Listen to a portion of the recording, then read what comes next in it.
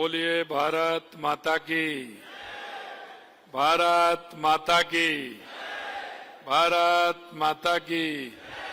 वंदे वंदे वंदे। आज प्रवासी राजस्थान संगम में आयोजित बेंगलुरु के इस कार्यक्रम में मंच पर विराजमान हमारी महिला आयोग की राष्ट्रीय अध्यक्ष श्रीमती विजय राठकर जी, हमारे राज्यसभा के सांसद, राजस्थान के पूर्व भारतीय जनता पार्टी के अध्यक्ष वरिष्ठ नेता श्री सतीश पूनिया जी, हमारे राज्यसभा के सांसद और कर्नाटक के भाजपा के वरिष्ठ नेता श्री लहर सिंह जी सिरोहिया साहब, अतिरिक्त मुख्य सचिव उद्योग विभाग श्री शिखर अग्रवाल जी, संयोजक प्रवासी प्रकोष्ठ भारतीय जनता पार्टी श्री कुमार लखोटिया जी, डायरेक्टर बीकानेर वाला Shri Ashok Agarwal ji, MD Pride Group Shri Murarilal Saraogi ji, मुख्य कार्यकारी अधिकारी ओए देश ग्रुप श्री दिनेश जैन जी, सह संस्थापक Mahesh Hardware Limited Shri Ashok Raka ji, chairman Balmark Group Shri Tejraj Gulechha ji, और जो लगातार इस कार्यक्रम को कर रहे हैं और इन्होंने बड़ी मेहनत के साथ ये प्रवासी राजस्थानी संगम जो किया है, इस राजस्थान फाउंडेशन बेंगलुरु चैप्टर के अध्यक्ष भाई सचिन पांड्या जी,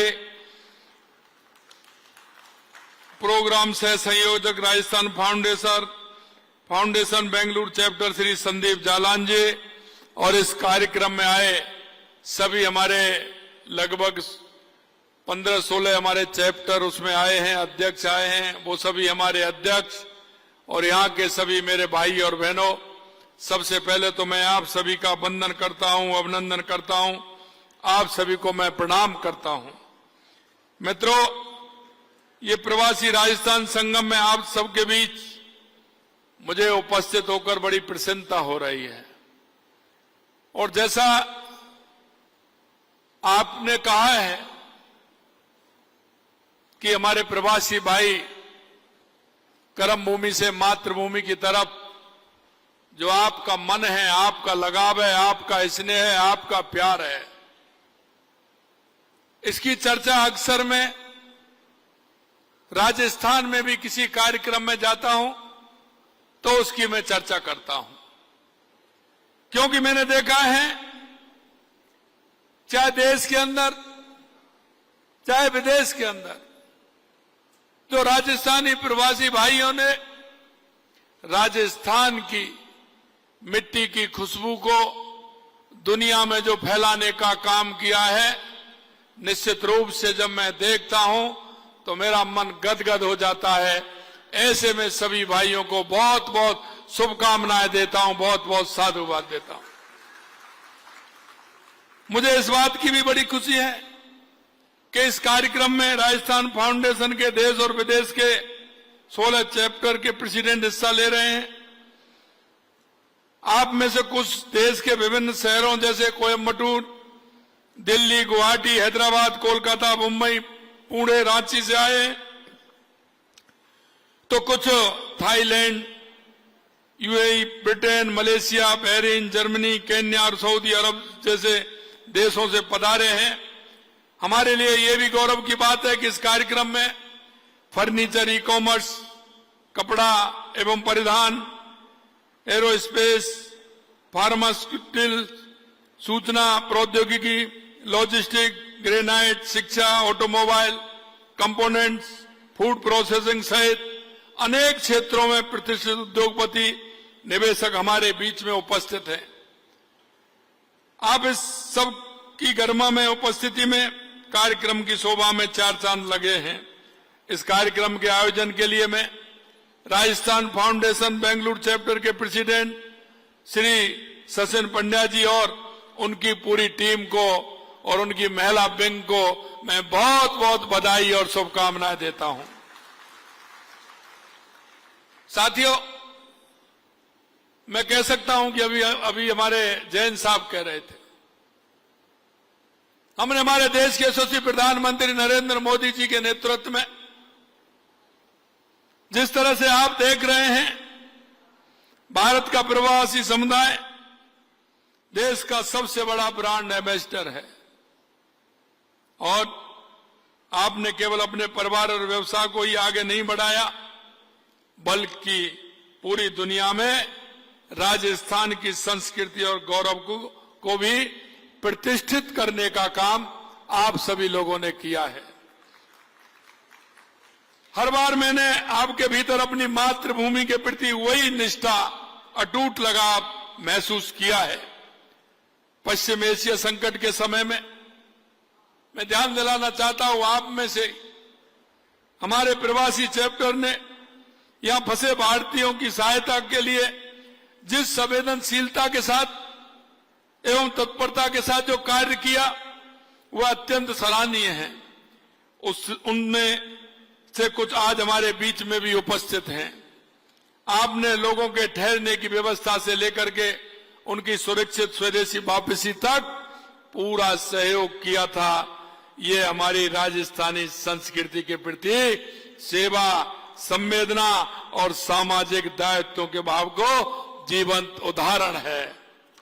मेरे भाइयों, आप सब देख रहे हैं, आपने देखा है कि पिछले 2.5 साल में राजस्थान में परिदृश्य बदला है।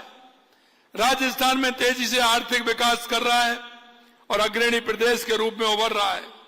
राजस्थान आज देश की 7वीं सबसे बड़ी अर्थव्यवस्था है।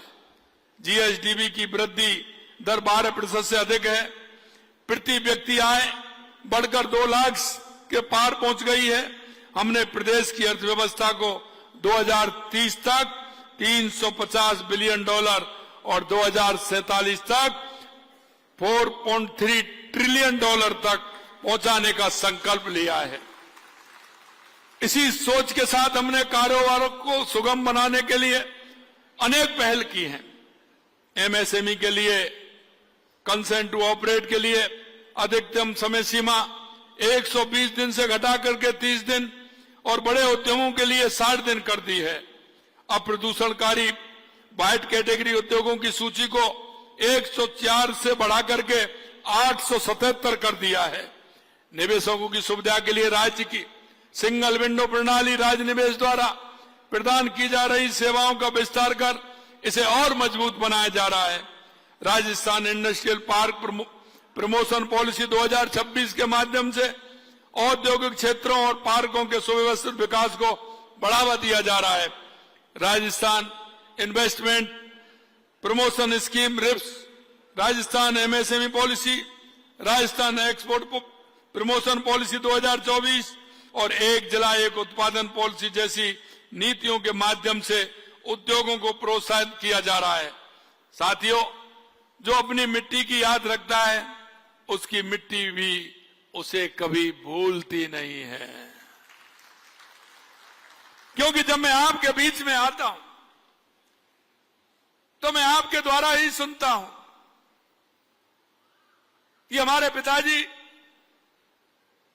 जब राजस्थान जाते थे तो 4 दिन और 5 दिन की कहकर के जाते थे और 15 दिन में 20 दिन में लौट करके आते थे।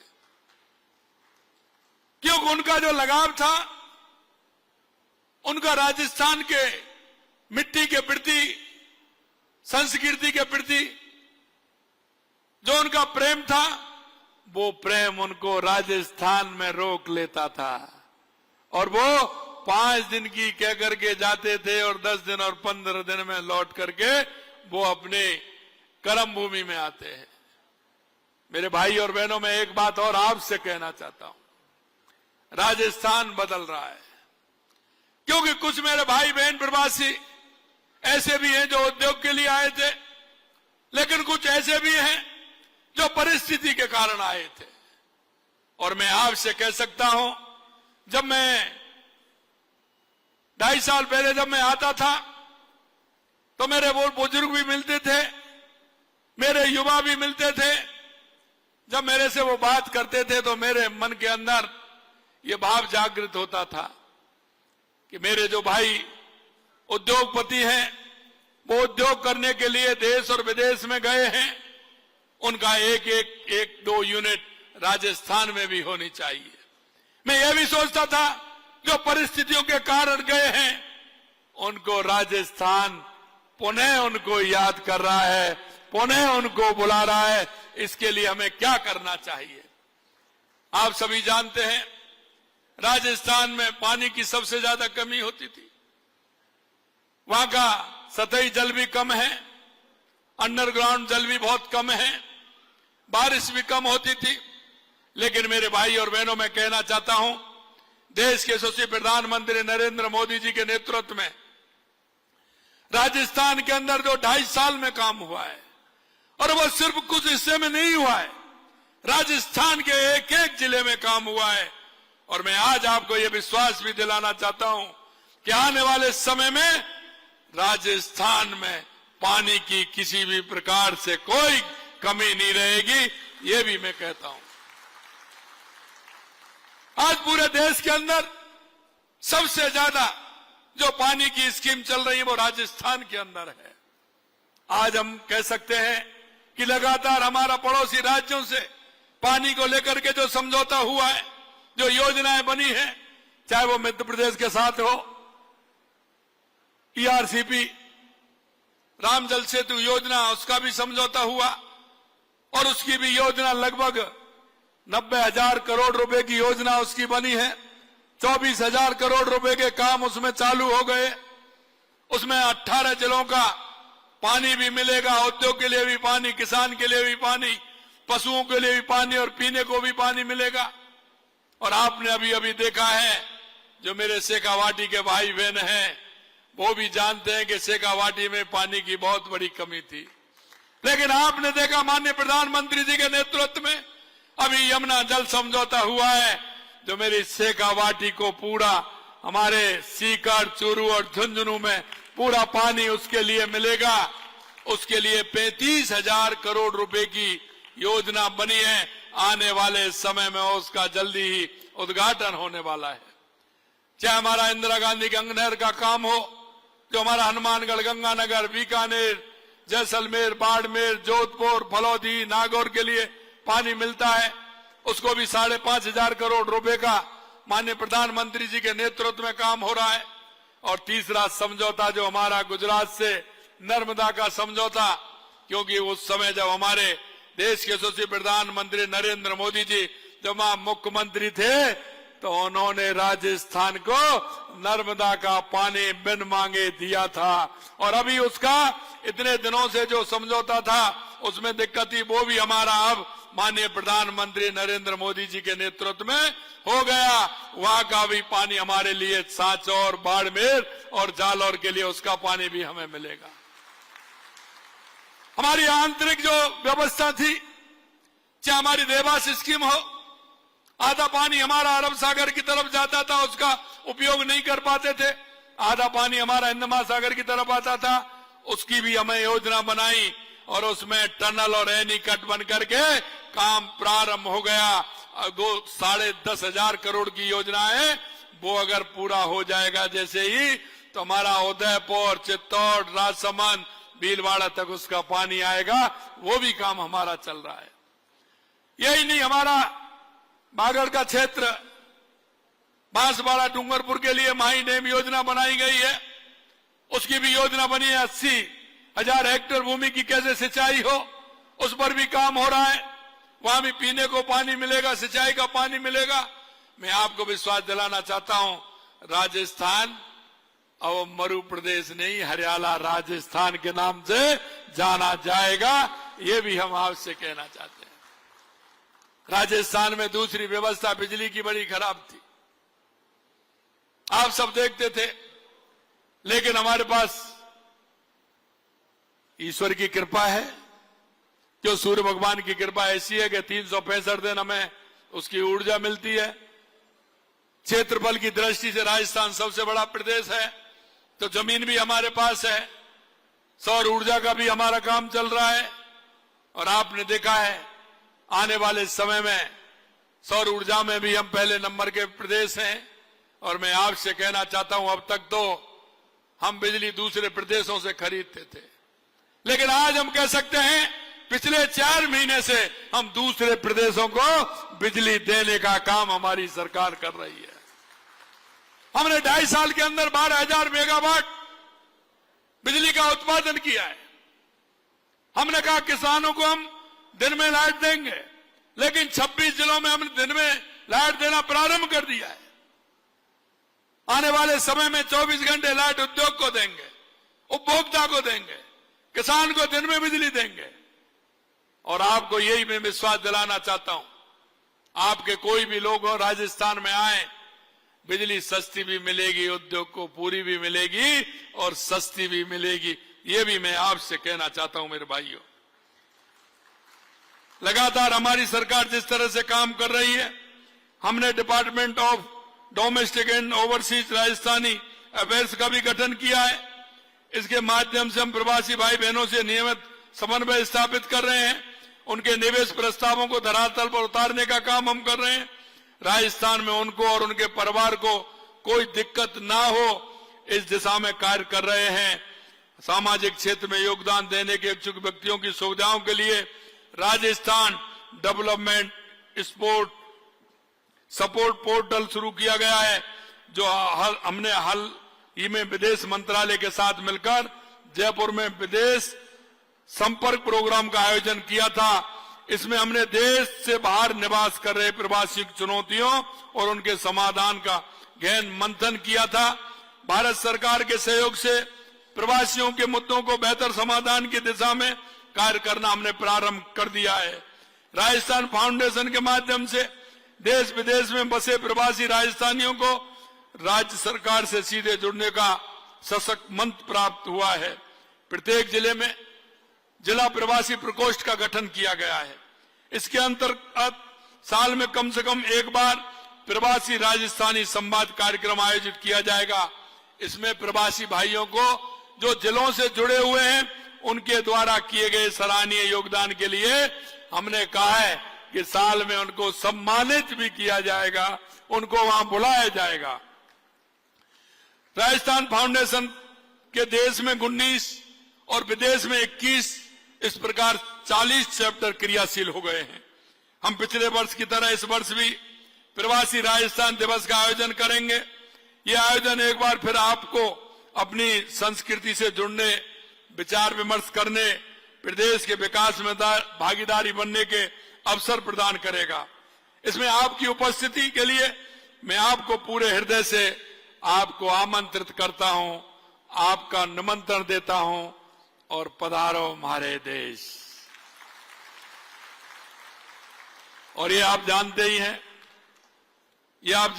कि जिस तरह से राजस्थान में हमने ये परिपाटी प्रारंभ की है, प्रवासियों के साथ जुड़ाव को मजबूत करने से प्रदेश में निवेश, सामाजिक योगदान को गति मिल रही है। Rising Rajasthan global investment summit के आयोजन के बाद प्रवासियों का सहयोग बढ़ा है। इस समिट में हमारे माननीय प्रधानमंत्री जब आए थे, उन्होंने कहा था कि राजस्थान राइजिंग तो है ही, रिलायबल भी है और रिसेप्टिव भी है। और हम चाहते हैं जब राजस्थान आगे बढ़ रहा है, जब टैलेंट और टेक्नोलॉजी की बात होती है, तो बेंगलुरु का नाम दुनिया के सामने भारत की क्षमता का परिचय बनकर सामने आता है। बेंगलुरु की टेक्नोलॉजी और राजस्थान की उद्यमशीलता को मिलाकर हम राजस्थान की विकास यात्रा का एक नया अध्याय लिख सकते हैं। जब दोनों मिलेंगे तो नया अध्याय लिखा जाएगा। हमारे जुड़ाव और हमारी मजबूती दे सकते हैं। आज के आयोजन से हम राजस्थान में व्यापार से विकास तक की यात्रा नई दिशा दे सकते हैं। ट्रांजैक्शन नहीं होना चाहिए, यह ट्रांसफॉर्मेशन का माध्यम भी बनना चाहिए।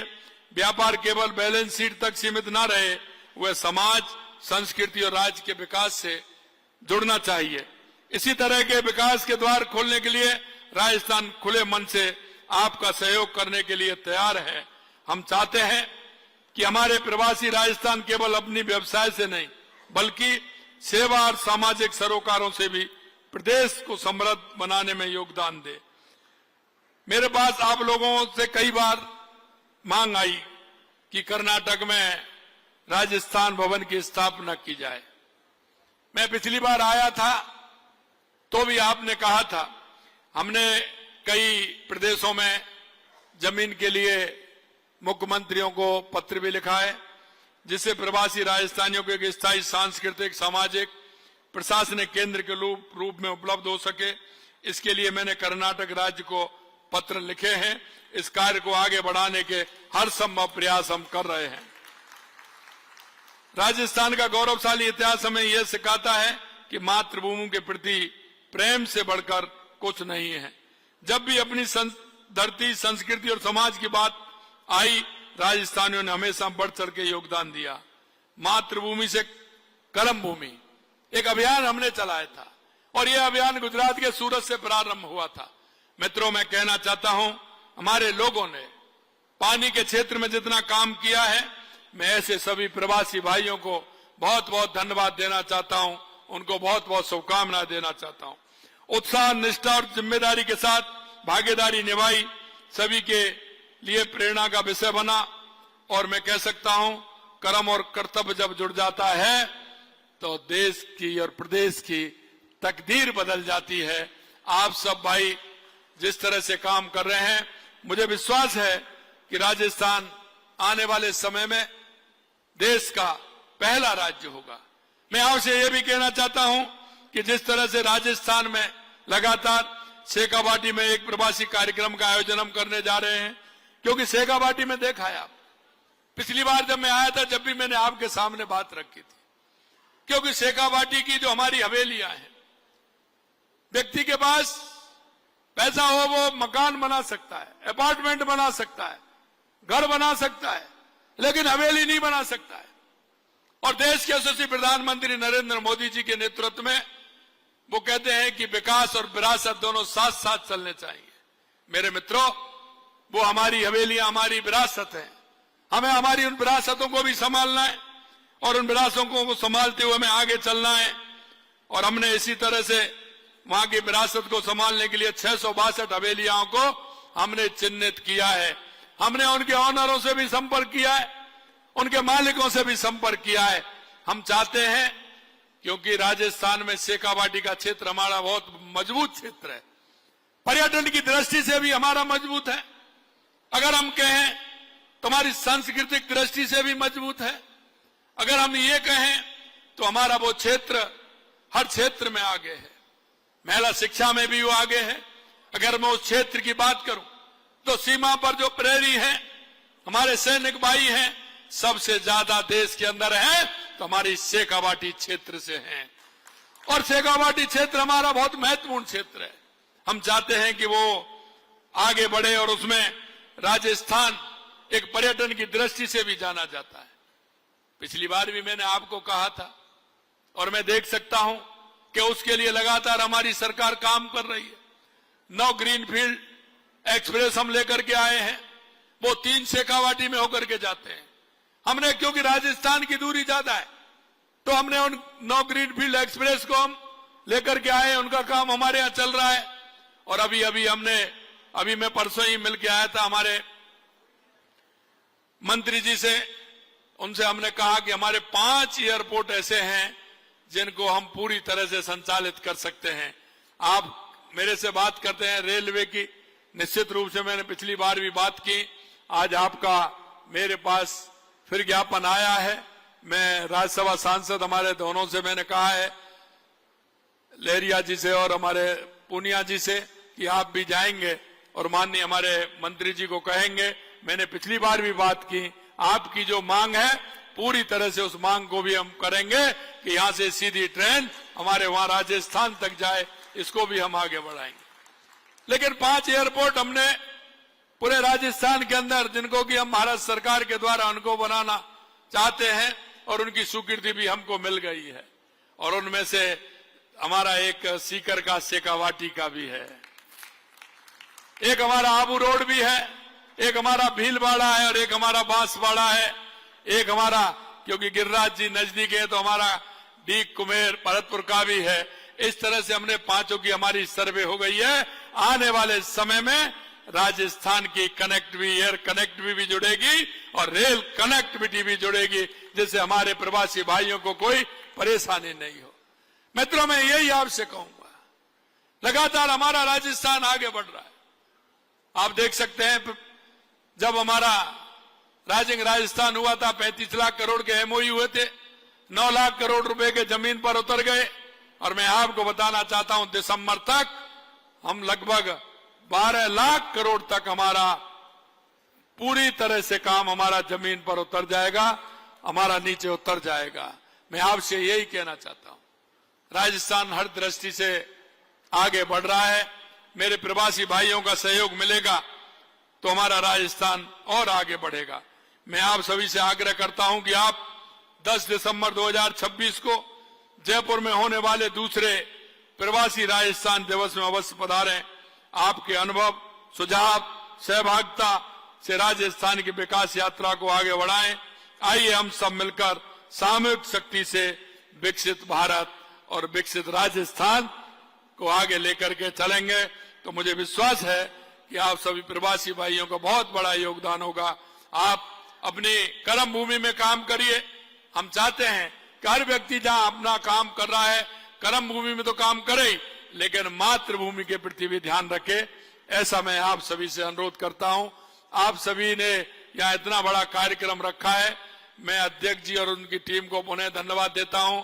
और हमारे जो 16 चैप्टर आए हैं उनको भी धन्यवाद देता हूं कि उन्होंने भी समय निकाला है और वो भी यहाँ आए, उनसे भी चर्चा होगी। मैं आप सभी को बहुत बहुत धन्यवाद देता हूं। पुनः फिर कहता हूं कि राजस्थान पर्यटन की दृष्टि से अपने आप में निराला है।